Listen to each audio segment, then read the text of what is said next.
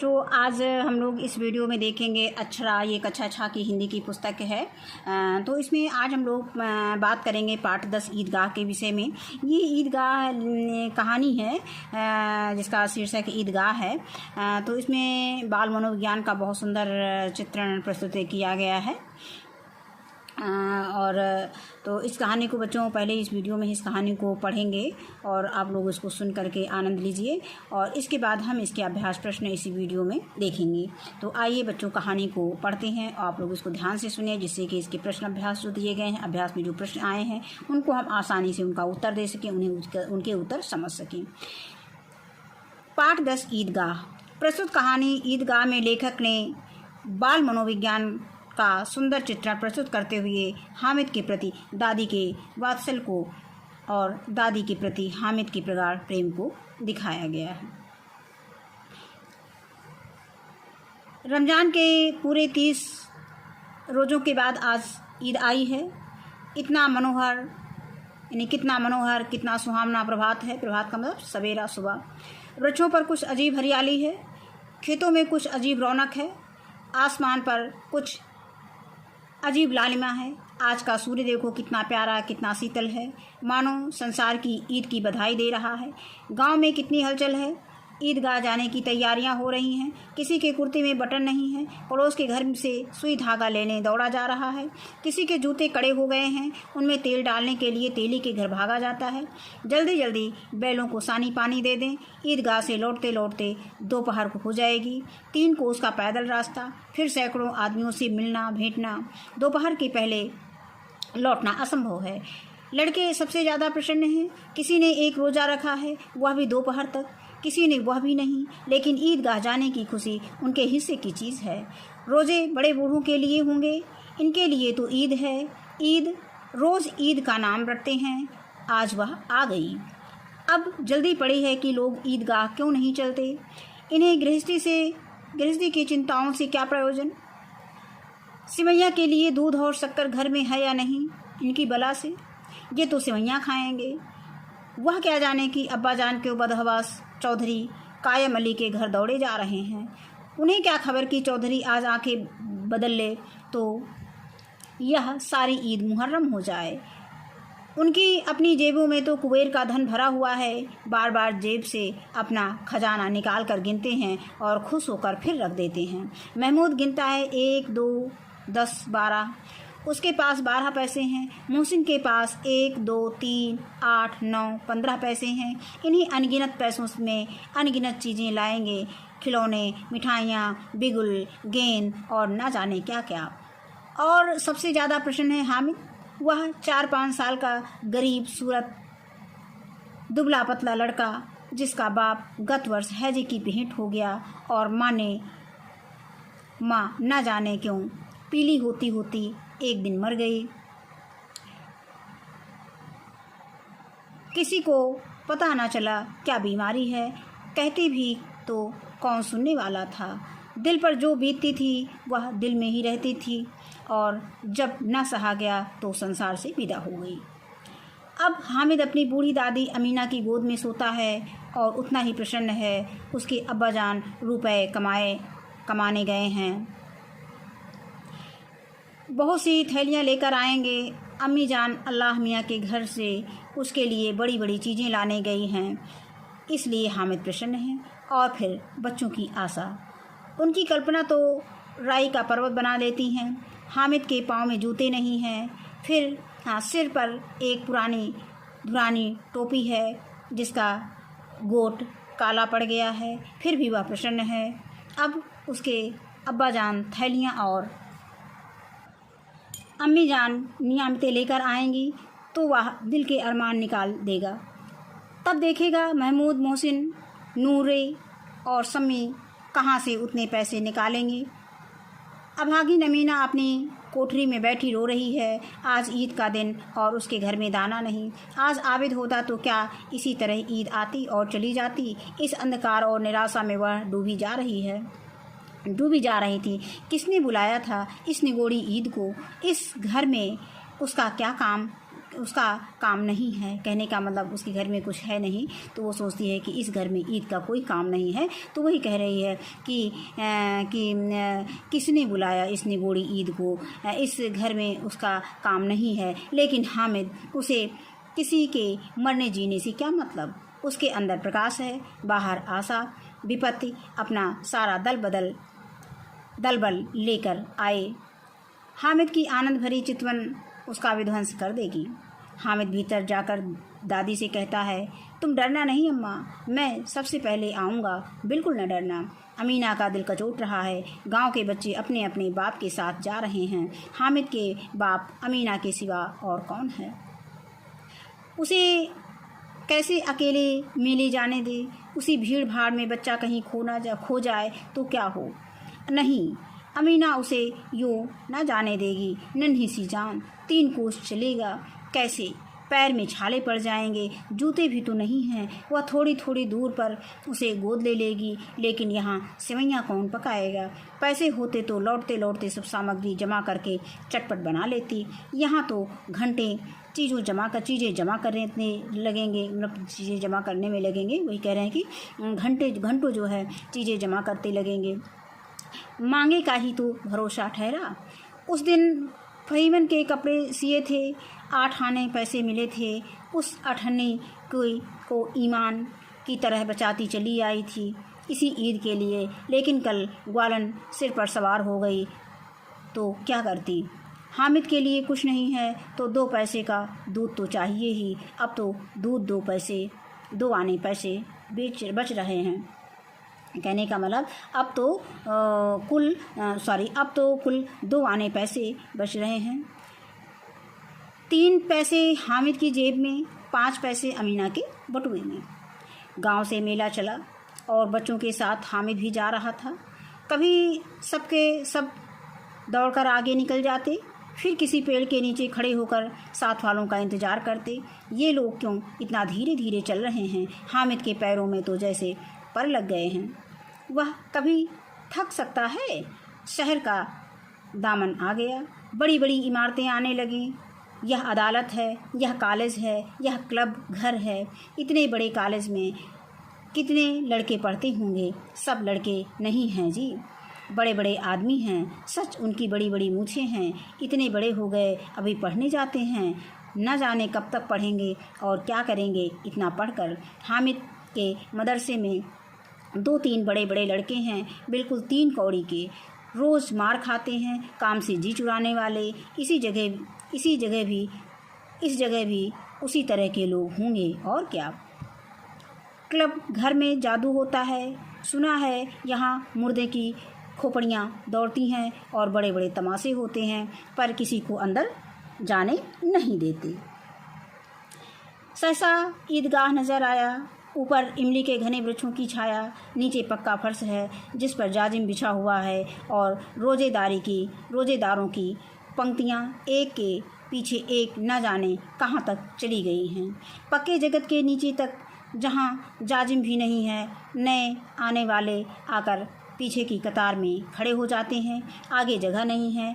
यहाँ कोई धन और पद नहीं देखता। इस्लाम की नज़र में सब बराबर हैं। इन ग्रामीणों ने भी वजू किया और पिछली पंक्ति में खड़े हो गए। कितना सुंदर संचालन है, कितनी सुंदर व्यवस्था। लाखों सिर्फ एक साथ सिजदे में झुके जाते हैं। यानी सिजदे का मतलब भगवान की विनती के लिए है। सिजदे में झुक जाते हैं, फिर सब के सब एक साथ खड़े हो जाते हैं, एक साथ झुकते हैं और एक साथ घुटने के बल बैठ जाते हैं।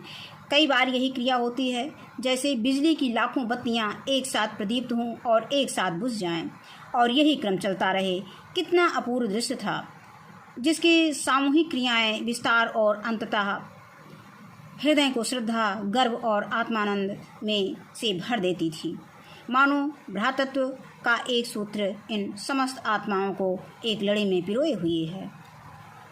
अब दूसरा पाठ दिया गया है। नमाज खत्म हो गई, लोग आपस में गले मिल रहे हैं।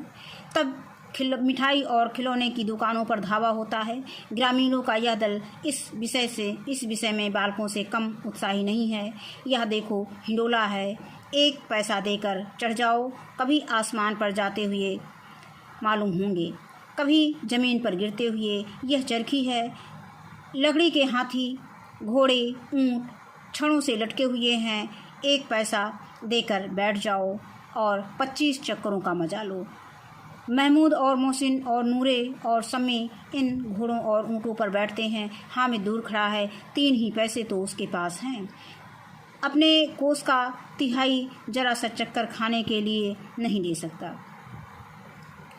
सब चरखियों से उतरते हैं, अब खिलौने लेंगे। इधर दुकानों की कतार लगी हुई हैं। तरह तरह के खिलौने हैं, सिपाही और गुजरिया, राजा और वकील, भिस्ती और धोबिन और साधु। वाह कितने सुंदर खिलौने हैं। अब बोलना ही चाहते हैं। महमूद सिपाही लेता है, खाकी वर्दी और लाल पगड़ी वाले, कंधे पर बंदूक रखे हुए। मालूम होता है अभी कवायद किए चला आ रहा है। मोहसिन को भिस्ती पसंद आया। कमर झुकी है, ऊपर मशक रखे हुए है, मशक का मुंह एक हाथ से पकड़े हुए है। कितना प्रसन्न है, शायद कोई गीत गा रहा है, बस मशक से पानी उड़ेलना ही चाहता है। नूरे को वकील से प्रेम है, कैसी विद्वता है उसके मुख पर। काला चोंगा, नीचे सफ़ेद अचकन के सामने की जेब में घड़ी, सुनहरी जंजीर, एक हाथ में कानून का पोथा लिए हुए। मालूम होता है अभी किसी अदालत से जिरा गया बहस करे चले आ रहे हैं। यह सब 2-2 पैसे के खिलौने हैं। हामिद के पास कुल 3 पैसे हैं। इतने महंगे खिलौने वह कैसे ले? खिलौना कहीं हाथ से छूट पड़े तो चूर चूर हो जाए, जरा पानी पड़े तो सारा रंग धुल जाए। ऐसे खिलौने लेकर वह क्या करेगा, किस काम के? हामिद खिलौने की निंदा करता है। मिट्टी के तो हैं, गिरे तो चकनाचूर हो जाएं, लेकिन ललचाई हुई आंखों से खिलौने को देख रहा है और चाहता है कि जरा देर के लिए उन्हें हाथ में ले सकता। उसके हाथ अनायास ही लपकते हैं, लेकिन लड़के इतने त्यागी नहीं होते, विशेषकर जब अभी नया शौक़ है। हामिद ललचाता रह जाता है। खिलौने के बाद मिठाइयाँ आती हैं। किसी ने रेवड़ियाँ ली हैं, किसी ने गुलाब जामुन, किसी ने सोहन हलवा मज़े से खा रहे हैं। हामिद उनकी बिरादरी से पृथक है। अभागे के पास 3 पैसे हैं, क्यों नहीं कुछ लेकर खाता? ललचाई आँखों से सबकी ओर देख रहा है। मोहसिन कहता है हामिद रेवड़ी ले जा, कितनी खुशबूदार है। हामिद को संदेश हुआ यह केवल क्रूर विनोद है। मोहसिन उतना उदार नहीं है, लेकिन यह जानकर भी वह उसके पास जाता है। मोहसिन दोने से एक रेवड़ी निकालकर हामिद की ओर बढ़ाता है। हामिद हाथ फैलाता है। मोहसिन रेवड़ी अपने मुंह में रख लेता है। महमूद, नूरे और सम्मी खूब तालियां बजा बजा कर हंसते हैं। हामिद खिसिया जाता है। मोहसिन, अच्छा अब की ज़रूर देंगे। हामिद, अल्लाह कसम ले जाओ। हामिद, रखे रहो, क्या मेरे पास पैसे नहीं हैं? सम्मी, 3 ही पैसे तो हैं, 3 पैसे में क्या क्या लोगे? महमूद, हमसे गुलाब जामुन ले जाओ। हामिद, मोहसिन बदमाश है। हामिद, मिठाई कौन बड़ी नेमत है, किताब में कितनी बुराइयां लिखी हैं। मोहसिन, लेकिन दिल से कह रहे होगे कि मिले तो खा लें, अपने पैसे क्यों नहीं निकालते? महमूद, हम समझते हैं इसकी चालाकी। जब हमारे सारे पैसे खर्च हो जाएंगे तो हमें ललचा कर खाएगा।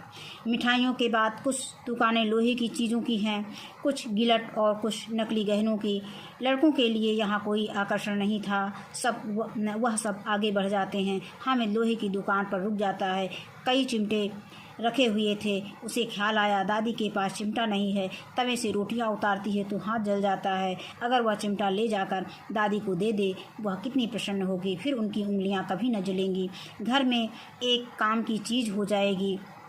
खिलौने से क्या फ़ायदा? हामिद के साथी आगे बढ़ गए हैं। सबील पर सब के सब शरबत पी रहे हैं। देखो सब कितने लालची हैं। इतनी मिठाइयाँ खली, मुझे किसी ने एक भी ना दी। उस पर कहते हैं मेरे साथ खेलो, मेरा ये काम करो। अगर किसी ने कोई काम करने को कहा तो पूछूंगा खाए मिठाइयाँ आप मुँह सड़ेगा, मतलब खाएं मिठाइयाँ आप मुँह सड़ेगा, फोड़े फुंसियाँ निकलेंगी, आप ही जबान चटोरी हो जाएगी। सब के सब खूब हंसेंगे कि हामिद ने चिमटा लिया है, हंसे मेरी बला से। उसने दुकानदार से पूछा, यह चिमटा कितने का है? दुकानदार ने उसकी ओर देखा और कोई आदमी साथ न देखकर कहा, यह तुम्हारे लिए, तुम्हारे काम का नहीं है जी। बिकाऊ क्यों नहीं है और यहाँ क्यों लाद लाए हैं? बिकाऊ है क्यों नहीं तो बताते क्यों नहीं कि पैसे का हैं? 6 पैसे लगेंगे। हामिद का दिल बैठ गया। ठीक ठीक 5 पैसे लगेंगे, लेना हो तो लो, नहीं चलते बनो। हामिद ने कलेजा मजबूत करके कहा, 3 पैसे लोगे? यह कहता हुआ आगे बढ़ गया कि दुकानदार की घुड़कियाँ न सुने, लेकिन दुकानदार ने घुड़कियाँ नहीं दी, बुलाकर चिमटा दे दिया। हामिद ने उसे इस तरह कंधे पर रखा मानो बंदूक, और शान से अकड़ता हुआ साथियों के पास आया। जरा सुने, सबके सब क्या क्या आलोचनाएं करते हैं। मोहसिन ने हंसकर कहा, यह चिमटा क्यों लाया पगला? इससे क्या करेगा? हामिद ने चिमटे को ज़मीन पर पटक कर कहा, जरा अपनी भिस्ती ज़मीन पर गिरा दो, सारी पसलियाँ चूर चूर हो जाएं बच्चा की। महमूद बोला, तो यह चिमटा कोई खिलौना है? हामिद, खिलौना क्यों नहीं, अभी कंधे पर रखा बंदूक हो गई, हाथ में लिया फ़कीरों का चिमटा हो गया। चाहूँ तो इससे मंजीरे का काम ले सकता हूँ। ये एक चिमटा जमा दूँ तो तुम लोगों के सारे खिलौने की जान निकल जाए। तुम्हारे खिलौने कितने ही जोर लगावें, वे मेरे चिमटे का बाल बांका भी नहीं कर सकते। मेरा बहादुर शेर है चिमटा। सम्मी ने खंजरी ली थी, प्रभावित होकर बोली, मेरी खंजरी से बदलोगे? 2 आने की है। हामिद ने खंजरी की ओर उपेक्षा से देखा। मेरा चिमटा चाहे तो तुम्हारी खंजरी का पेट फाड़ डाले। बस एक चमड़े की झिल्ली लगा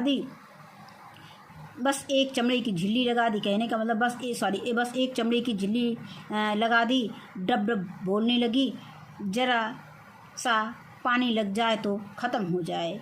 मेरा बहादुर चिमटा आग में, पानी में, तूफान में बराबर डटा खड़ा रहेगा।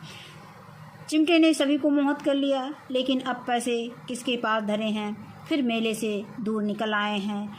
9 कब के बज गए, धूप तेज हो रही है, घर पहुंचने की जल्दी हो रही है। आपसे जिद भी करें तो चिमटा नहीं मिल सकता है। हामिद है बड़ा चालाक, इसीलिए बदमाश ने अपने पैसे बचा रखे थे। अब बालकों के 2 दल हो गए। मोहसिन, महमूद, सम्मी और नूरे एक तरफ हैं, हामिद अकेला दूसरी तरफ। सास हो रहा है।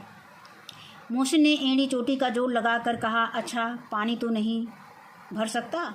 हामिद ने चिमटे को सीधा खड़ा करके कहा, भिस्ती को एक डांट लगाएगा तो दौड़ा हुआ पानी लाकर द्वार में छिड़कने लगेगा। मोहसिन परास्त हो गया, पर महमूद ने कुमुक पहुंचाई, अगर बच्चा पकड़ जाए तो अदालत में बंधे फिरेंगे, तब तो वकील साहब के ही पैर पड़ेंगे। हामिद इस प्रबल तर्क का जवाब ना दे सका। उसने पूछा, हमें पकड़ने कौन आएगा? नूरे ने अकड़ कर कहा, यह सिपाही बंदूक वाला। हामिद ने मुंह चढ़ाकर कहा, यह बेचारे हम बहादुर रुस्तम ए हिंद को पकड़ेंगे? अच्छा लाओ, अभी जरा कुश्ती हो जाए, इसकी सूरत देखकर दूर से भागेंगे, पकड़ेंगे क्या बेचारे। मोहसिन को एक नई चोट सूझ गई। तुम्हारे चिमटे का मुंह रोज़ आग में जलेगा। उसने समझा था कि हामिद लाजवाब हो जाएगा, लेकिन यह बात ना हुई। हामिद ने तुरंत जवाब दिया, आग में बहादुर ही कूदते हैं जनाब। आग में कूदना वह काम है जो यह रुस्तम हिंद ही कर सकता है। महमूद ने एक जोर लगाया, वकील साहब कुर्सी मेज़ पर बैठेंगे, तुम्हारा चिमटा तो बावर्ची खाने की ज़मीन पर पड़ा रहेगा। इस तर्क ने सम्मी और नूर को भी सजीव कर दिया। कितने ठिकाने की बात कही है। पट्टे ने वो लड़की के लिए आया है। चिमटा बावर्ची खाने में पड़े रहने के सिवा और क्या कर सकता है। हामिद को कोई फड़कता हुआ जवाब न सूझा तो उसने धांधली शुरू कर दी। मेरा चिमटा बावर्ची खाने में नहीं रहेगा। वकील साहब कुर्सी पर बैठेंगे तो जाकर उन्हें ज़मीन पर पटक देगा और उनका कानून उनके पेट में डाल देगा। बात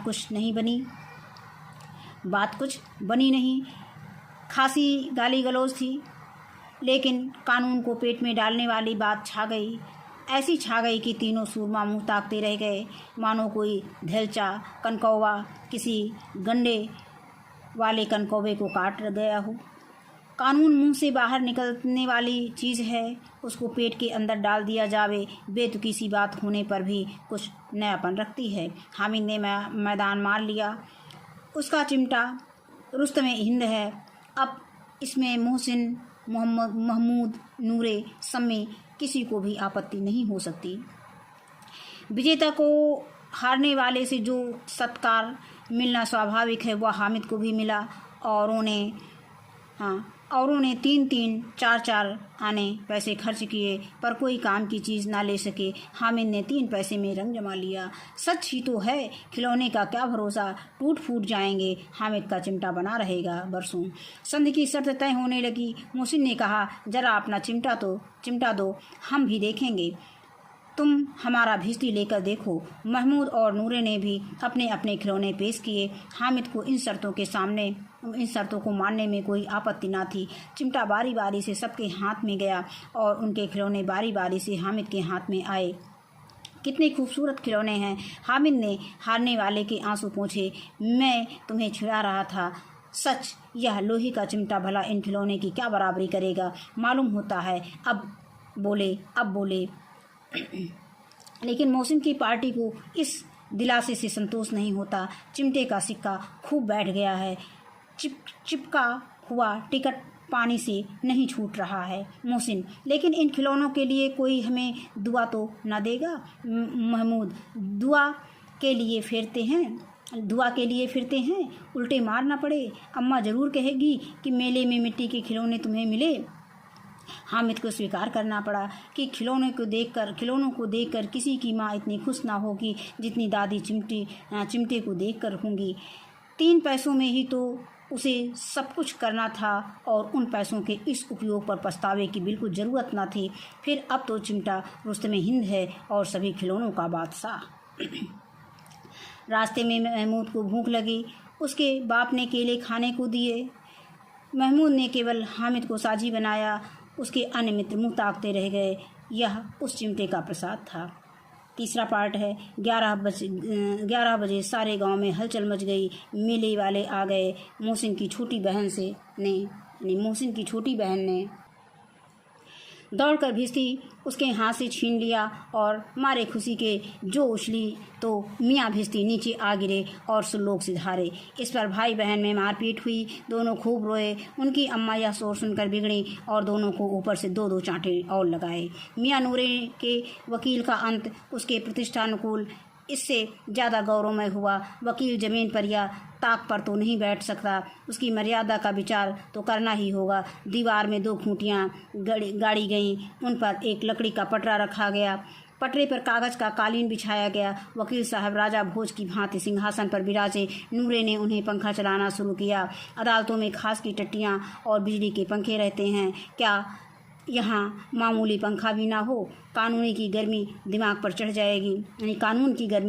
चढ़ जाएगी कि नहीं? बांस का पंखा आया और नूरे हवा करने लगे।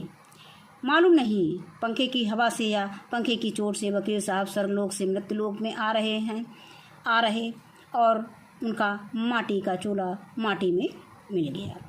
फिर बड़े जोर शोर से मातम हुआ और वकील साहब की अस्थि घूरे पर डाल दी गई।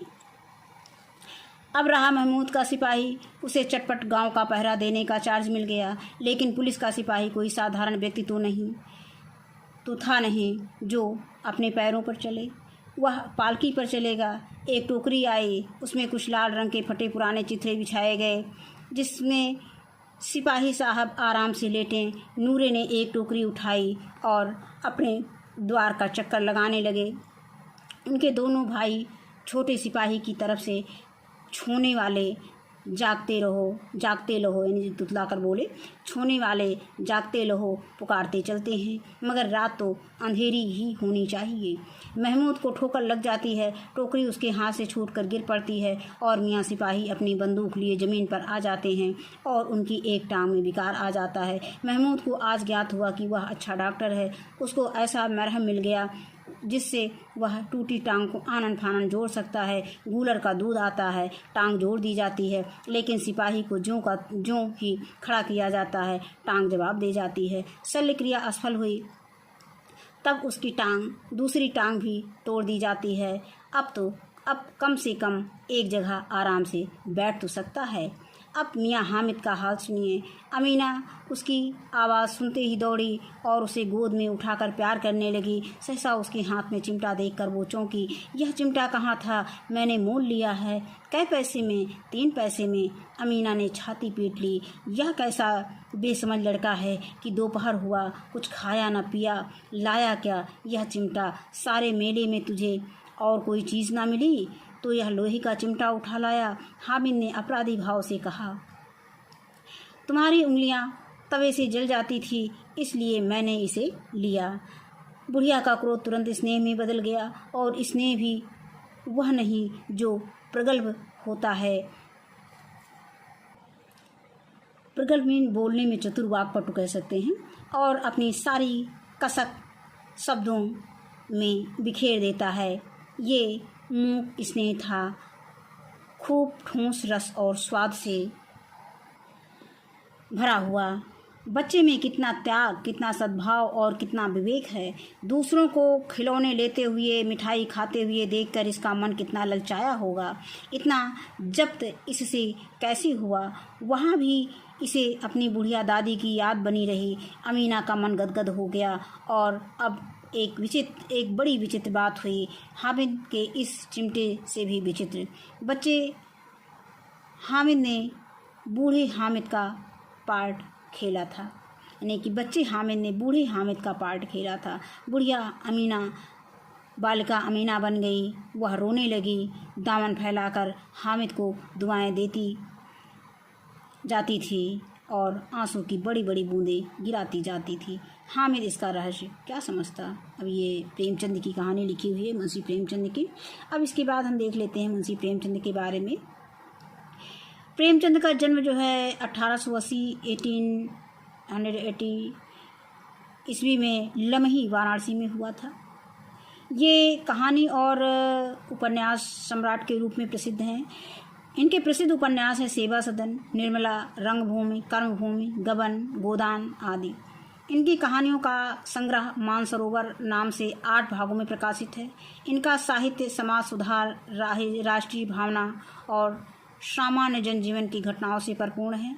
इनका निधन सन 1936 ईस्वी में हुआ है। इसके बाद हम इसके शब्दार्थ देख लेते हैं। रोजा मीन क्या होता है? उपवास होता है, व्रत होता है, अनाहार होता है जिसमें आहार नहीं खाया जाता। और नियामत मीन होता है ईश्वर का दिया हुआ धन, वो नियामत होता है, अच्छी वस्तुएं कह सकते हो। विध्वंस मीन होता है विनाश, नष्ट। और जाजिम मीन होता है बड़ी दरी के ऊपर बिछाने की बड़ी चादर, ये जाजिम होता है। यानी एक बड़ी दरी के ऊपर बिछाने के लिए एक बड़ा चादर आता है तो उसको जाजिम बोलते हैं। और वजू होता है नमाज से पहले यथाविधि हाथ पाँव और मुँह धोना, ये वजू कहलाता है। सिजदा क्या होता है? ज़मीन पर सिर रख कर ईश्वर को प्रणाम करना, ये सिजदा कहलाता है। और प्रदीप्त क्या होता है? प्रकाशित होना होता है।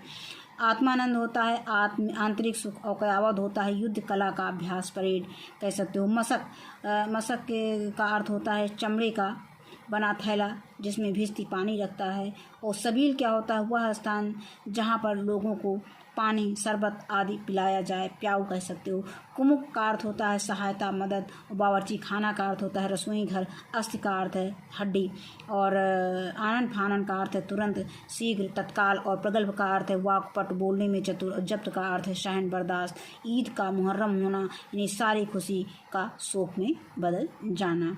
तो बस अब इसके बाद हम इसके अभ्यास प्रश्न देखेंगे। में दिया है कुछ करने को, तो इसमें कुछ जानकारी दी गई है कि पृथ्वी की चारों ओर परिक्रमण करते हुए चंद्रमा भी पृथ्वी के साथ साथ सूर्य का परिभ्रमण करता है। इन्हीं दोनों परिभ्रमणों से वर्ष और मास की गणनाएं होती हैं, मतलब वर्ष और महीने की गणनाएं होती हैं। सामान्यतः 30 दिनों के महीने होते हैं जिन्हें चंद्रमा की वार्षिक गति को 12 महीनों में विभाजित करके निर्धारित किया जाता है। 30 दिनों में 15 दिनों के 2 पक्ष होते हैं, जिन 15 दिनों में चंद्रमा बढ़ते बढ़ते पूर्णिमा तक पहुंचता है उसे क्या कहते हैं, उसे शुक्ल पक्ष कहते हैं। और जिन 15 दिनों में चंद्रमा घटते घटते अमावस्या तक पहुंच जाता है उसे कृष्ण पक्ष कहते हैं। इस तरह एक वर्ष के 12 महीनों में 6 माह के 2 अयन होते हैं। जिन 6 महीनों में मौसम का तापमान बढ़ता है उसे उत्तरायण, और जिन 6 महीनों में मौसम का तापमान घटता है उसे दक्षिणायन कहते हैं। संवत के 12 महीनों के नाम इस प्रकार हैं: चैत्र, वैशाख, ज्येष्ठ, आषाढ़, श्रावण, भाद्रपद, आश्विन, कार्तिक, मार्गशीर्ष, पौष, माघ, फाल्गुन। अंग्रेजी कैलेंडर की वार्षिक गणना सूर्य के चारों ओर पृथ्वी के परिभ्रमण की अवधि के अनुसार 365 दिनों की होती है। इसके महीनों की गणना पृथ्वी के चारों ओर चंद्रमा की परिभ्रमण पर आधारित नहीं है। इसमें वर्ष के 365 दिनों को ही 12 महीने में विभाजित किया गया है। इस कैलेंडर के सभी महीने 30-30 दिन के नहीं होते। अप्रैल, जून, सितंबर, नवंबर इनके हैं 30 दिन, यानी अप्रैल, जून, सितंबर, नवंबर ये 30 दिन के होते हैं। फरवरी है 28 या 29 दिन का, और बाकी सब 31 दिन का। इसको हम इस तरह से याद रख सकते हैं कि अप्रैल, जून, सितंबर, नवंबर इनके हैं दिन 30, फरवरी है 28 या 29 दिन का, बाकी सब 31 दिन के। तो ये हम याद कर सकते हैं महीनों के दिन याद करने के लिए, मतलब दिन एक महीने में कितने दिन होते हैं अंग्रेजी महीनों में। और नीचे 2 प्रकार के कैलेंडर दिए गए हैं, इन्हें देखकर प्रश्नों के उत्तर आपको देना है। तो ये दिया गया है पहला कैलेंडर माघ कृष्ण पक्ष और शुक्ल पक्ष दिया गया है, और इसमें दिया गया जनवरी फरवरी सन 1924 ईस्वी का दिया गया है। तो ये हमारे जो संवत के 12 महीने होते हैं उनके अनुसार ये कैलेंडर तैयार किया कृष्ण पक्ष और शुक्ल पक्ष के आधार पर। और तो यहाँ पे दिया गया है माघ कृष्ण पक्ष और माघ शुक्ल पक्ष। ये भी 26 जनवरी से 24 जनवरी तक का है, ये जनवरी फरवरी सन 2024 का है। अब इसमें ये सारणी से संबंधित कुछ प्रश्न दिए गए हैं। तो इसमें पहला प्रश्न दिया गया है कि किस कैलेंडर में चंद्रमा के अनुसार महीने के दिन दिए गए हैं। तो किस कैलेंडर में चंद्रमा के अनुसार महीने के दिन दिए गए हैं, तो इसके उत्तर में हम लिखेंगे कि पहले कैलेंडर में, यानी पहले कैलेंडर में चंद्रमा के अनुसार महीने के दिन दिए गए हैं। तो ये पहला कैलेंडर हम मान लेते हैं और ये दूसरा कैलेंडर। तो हम इसका उत्तर लिख सकते हैं, ये पहले का कि पहले कैलेंडर में चंद्रमा के अनुसार महीने के दिन दिए गए हैं। इसके बाद आता है 29 जनवरी को कौन सा दिन है। तो हम कैलेंडर में देख लेते हैं कि 29 जनवरी को कौन सा दिन है। तो 29 जनवरी को सोमवार है। तो इस तरह से हम इसको लिख सकते हैं। फिर है शुक्ल द्वादशी को कौन सा दिन है। अब हमको इसमें देखना पड़ेगा कि शुक्ल द्वादशी कब आएगा। ये शुक्ल सप्तमी, शुक्ल अष्टमी, शुक्ल नवमी, शुक्ल दशमी, शुक्ल एकादशी, शुक्ल द्वादशी। तो शुक्ल द्वादशी को कौन सा दिन है। शुक्ल द्वादशी को बुधवार है। तो यहाँ पर हम लिख देंगे शुक्ल द्वादशी को बुध का दिन है। अब आगे आता है विचार और कल्पना। इसको कॉपी में भी देख लीजिए, आपको कैसे आप लिखेंगे कॉपी पर, तो इसको देख लीजिए। जैसे पहले का उत्तर हमने इसमें लिख दिया है। इन तीनों प्रश्नों के उत्तर हम कैसे लिखेंगे, ये इसमें हमने लिख दिया है। उत्तर का पहले कैलेंडर में चंद्रमा के अनुसार महीनों के दिन दिए गए हैं। और फिर दूसरा है 29 जनवरी को कौन सा दिन आता है। तो 29 जनवरी को सोमवार का दिन आता है। इसके बाद शुक्ल द्वादशी को कौन सा दिन होता है। शुक्ल द्वादशी को बुधवार या बुध का दिन है। अब इसके बाद आगे हम प्रश्न देखते हैं। प्रश्न संख्या इसमें विचार और कल्पना वाले प्रश्न दिए गए हैं कि आप भी अपने आसपास लगने वाले किसी मेले में अवश्य गए होंगे, लिखिए। तो बच्चों, आप जिस मेले में गए हैं आप उनके बारे में आप इस मेले में लिखेंगे। जैसे दशहरा का मेला, जैसे कार्तिक पूर्णिमा का मेला, बहुत सारे मेले स्थानीय लगते हैं। आप जिस मेले में गए हैं वहाँ का आप इसमें लिख सकते हैं। तो किसी मेले में गए थे और किसके साथ गए थे। तो किस मेले में गए थे और किसके साथ गए थे, ये आपको लिखना है कि कहाँ पर है आपका मेला और मेले का नाम क्या है, और यहाँ पे किसके साथ गए थे उनका नाम लिख सकते हैं। इसके बाद आता है ये मेला कहाँ और कब लगता है, ये भी आपको लिखना है। मेले में कौन कौन सी दुकानें लगी थी, ये भी लिखना है। आपने क्या क्या खरीदा और क्यों खरीदा, मेले आप गए हैं, आपने वहाँ क्या खरीदा, इसको लिखना है। फिर मेले में घूमते समय क्या क्या सावधानियाँ रखी, और है मेले में क्या क्या अच्छा लगा, क्या नहीं अच्छा लगा। और लास्ट प्रश्न दिया गया है कि अगर आप या आपका कोई साथी मेले में खो जाता तो आप क्या करते। तो ये इन सभी प्रश्नों का बच्चों आपको अपने आप प्रश्न हल करना है। इसके बाद प्रश्न संख्या 2 आता है कि मेले में किस किस तरह के पोस्टर लगे थे, कोई एक पोस्टर बनाइए। ये भी बच्चों आपको करना है। कौन कौन से पोस्टर लगे थे, सर्कस का पोस्टर लगा था और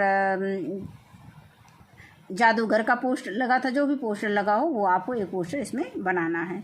अब आता है नंबर संख्या 3 आता है कि मेले में कई प्रकार के प्रचार या घटनाओं की आवाज़ें आती रहती हैं, ऐसी ही किसी आवाज़ के बारे में बोलकर बताएं।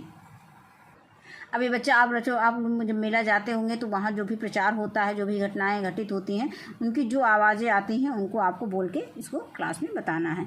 इसके बाद हम देखते हैं कहानी से क्या है। पहला प्रश्न दिया गया है कि नीचे लिखे शब्दों में से सही शब्द छांटकर रिक्त स्थानों की पूर्ति कीजिए। का दिया गया है कि हामिद के अब्बा जान का नाम, तो हामिद के अब्बा जान का नाम क्या था, आबिद था। इसमें कायम अली दिया है, आबिद दिया था, महमूद है, मोहसिन है। तो हामिद के अब्बा जान का नाम आबिद था। इसके बाद है कि दुकानदार ने चिमटे का दाम ठीक कितने पैसे बताया था, 5 पैसे बताया था। इसमें 3 पैसा है, 4 पैसा है, 5 पैसा है, 6 पैसा है। तो ठीक दाम उसने 5 पैसा बताया था, तो इसमें हम 5 लिख देंगे। इसके बाद अगला आता है प्रश्न संख्या ग कि हामिद के पास कुल 3 पैसे थे। कितने पैसे थे हामिद के पास, कुल 3 पैसे थे।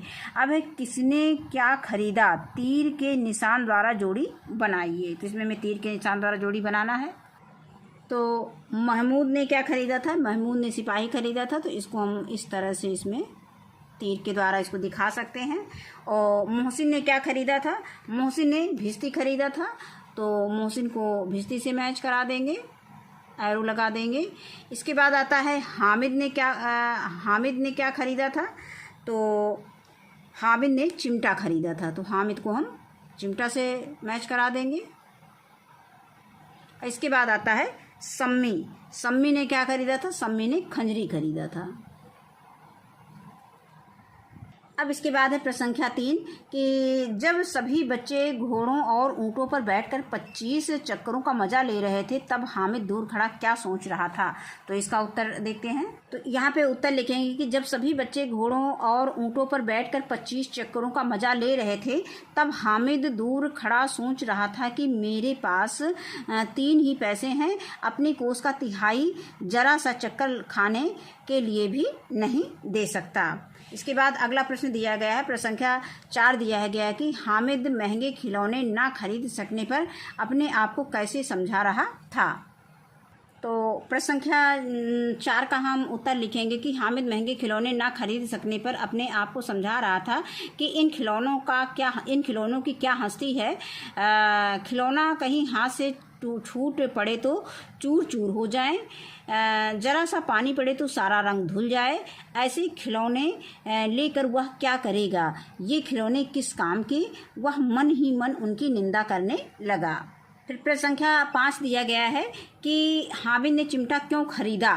तो इसका उत्तर हम लिखेंगे कि रोटी पकाते समय दादी की अंगुलियां जलने से बचाने के लिए हामिद ने चिमटा खरीदा। अब अगला प्रश्न है प्रश्न संख्या 6 कि हामिद के क्या कहने पर बुढ़िया अमीना का क्रोध तुरंत स्नेह में बदल गया। प्रश्न संख्या 6 का उत्तर लिखें कि हामिद के यह कहते ही कि तुम्हारी उंगलियां तवे से जल जाती थी, बुढ़िया अमीना का क्रोध तुरंत स्नेह में बदल गया। इतना कहते ही बुढ़िया अमीना का क्रोध तुरंत स्नेह में बदल गया। अब इसके बाद आता है प्रश्न संख्या 7 कि नीचे लिखे गए वाक्यों को कहानी के क्रम में लिखिए। तो इसमें क्या दिया गया है कि इसमें हमने क्या किया है कि कहानी को क्रम लगाने के लिए इसमें हमने काखा काका नंबरिंग कर दिया है अपने हिसाब से। आप इसको ABCD या काखा काका आबा सादा कुछ भी नंबरिंग कर सकते हैं। और उसको क्रम से लगाने के लिए सबसे पहले आपको क्रम में लिखना है गा, यानी गा में क्या है कि अमीना परेशान थी, हामिद को अकेले कैसे जाने दें। तो ये और फिर इसके बाद हम लिखेंगे का, यानी कि दिया गया है सहसा ईदगाह नज़र आया। इसके बाद तीसरी लाइन में हम लिखेंगे कि नमाज खत्म होने पर लोग मिले। चौथी लाइन में हम लिखेंगे कि हामिद ने चिमटा खरीदा। पांचवें में हम लिखेंगे चिमटे ने सबको मोहित कर लिया। और छठे में हम लिखेंगे कि बुढ़िया का क्रोध स्नेह में बदल गया। और सातवें पॉइंट में हम लिखेंगे कि अमीना दामन फैलाकर दुआएं दे रही थी। तो इसको हम इस तरह से उत्तर में क्रम देख लेंगे। इस तरह से हम अपनी कॉपी में इसका क्रम संख्या लिख लेंगे और क्रम संख्या में जो दिया गया है वो सेंटेंस हम इसमें पूरा कर लेंगे। अब इसके बाद आता है प्रश्न संख्या 8 कि इस कहानी में आपको कौन सी बात सबसे अच्छी लगी और क्यों। इसका उत्तर लिखेंगे कि इस कहानी में मुझे हामिद का अपनी बूढ़ी दादी अमीना के लिए मेले में चिमटा खरीदना सबसे अच्छा लगा, क्योंकि हामिद एक अनाथ बच्चा है, उसके माता पिता नहीं हैं, वह अपनी बूढ़ी दादी अमीना के साथ रहता है। वह गांव के अन्य बच्चों के साथ मेला देखने गया था। उसके पास कुल 3 पैसे थे। उसके सभी दोस्त मेले में मिठाइयाँ खा रहे थे, शरबत पी रहे थे, खिलौना खरीद रहे थे। हामिद का बाल मन भी, यानी बचपन कह सकते हो, बाल मन भी अन्य बच्चों की तरह वही सब खाना और ख़रीदना चाह रहा होगा, लेकिन उसके पास कुल 3 ही पैसे थे। कुल पैसे मतलब 3 ही कुल पैसे थे।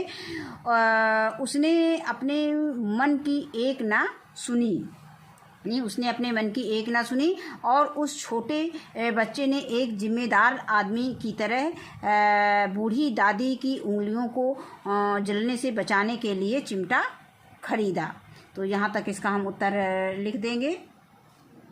अब इसके बाद अगला प्रश्न संख्या आगे आता है भाषा की बात। तो इसमें पहला प्रश्न दिया गया है कि इस पाठ के आधार पर निम्नलिखित वाक्यांशों के लिए एक शब्द लिखिए। अब का दिया है कि जिसका जवाब ना हो, तो इसको हम लाजवाब लिख सकते हैं। खा है जिसे सहा ना जा सके, अस है यह, और ये हो जाएगा गा मन को हरने या आकर्षित करने वाला, इसको मनोहारी लिखेंगे। और घा है जिसकी गिनती ना की जा सके, अनगिनत। और अंगा है जिसको जीता ना जा सके, वो अजय। फिर आगे आता है कि निम्नलिखित मुहावरों का अर्थ लिखकर वाक्य में प्रयोग कीजिए। तो इसमें मुहावरे दिए गए हैं कि आंखें बंद करना, पैरों में पर लग जाना, राई का पर्वत करना, एड़ी चोटी का जोर लगाना, बाल बांका ना होना। तो इसका उत्तर देख लेते हैं। तो इसमें पहला दिया है आंखें बंद होना, आंखें बंद करना, इसका अर्थ होता है अनदेखी करना। और वाक्य प्रयोग में लिखेंगे कि हमें अपने अवगुणों के प्रति आंखें बंद नहीं करनी चाहिए। ये बच्चों इसका आपको मुहावरा लिख लेना है, मुहावरे का अर्थ लिख लेना है, वाक्य आपको अपने मन से बनाना है। अब इसके बाद दूसरा दिया गया है कि पैरों में पर लग जाना।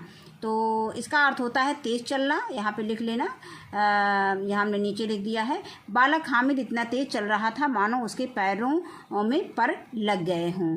इसके बाद आता है राई का पर्वत होना, छोटी बात बड़ी करना। इसका वाक्य प्रयोग लिखेंगे कि हमारे पड़ोसी ने जरा सी बात पर इतना झगड़ा किया कि उसने तो राई का पहाड़ बना दिया या राई का पर्वत बना दिया। यहाँ पर्वत लिख सकते हैं। अब आगे दिया गया है कि एड़ी चोटी का जोर लगाना, पूरी कोशिश करना। अब इसका हम वाक्य प्रयोग लिखेंगे तो लिखेंगे कि वह कक्षा में प्रथम आने के लिए एड़ी चोटी का जोर लगा दिया। और फिर आगे आता है बाल बांका ना होना, कुछ भी हानि ना होना। तो इसका वाक्य प्रयोग में लिख सकते हैं कि जिसका रक्षक भगवान होता है उसका कभी बाल बांका नहीं होता है। इसके बाद हम देखेंगे प्रश्न संख्या 3। प्रश्न संख्या 3 में दिया गया है कि नीचे दिए गए उदाहरणों के अनुसार दिए गए शब्दों का संधि विच्छेद कीजिए। जैसे आत्मानंद, आत्मा धन आनंद, और इसमें बड़ा आ धन बड़ा आ मतलब मिल करके बड़ा आ हो गया है। शास्त्रार्थ निशास्त्र धन अर्थ, तो छोटा आ और यहाँ पे छोटा आ और ये छोटा आ मिल करके बड़ा आ हो गया, तो ये शास्त्रार्थ हो गया है। फिर प्रतिष्ठानुकूल, तो यहाँ पे बड़ा आ और छोटा आ मिल करके बड़ा आ हो गया, प्रतिष्ठानुकूल। इसी तरह से हमें इच्छानुकूल, धर्मानुकूल, यथावसर और देवाशीष का संधि विच्छेद करना है। तो इसका हम संधि विच्छेद देख लेते हैं। इच्छानुकूल, इच्छा धन अनुकूल, आ धन आ बराबर बड़ा आ। और इसके बाद है धर्मानुकूल, धर्म धन अनुकूल, यानी छोटा आ प्लस छोटा आ बराबर बड़ा आ हो जाएगा। यथा अवसर का यथा धन अवसर, यानी बड़ा आ धन छोटा आ बराबर बड़ा आ।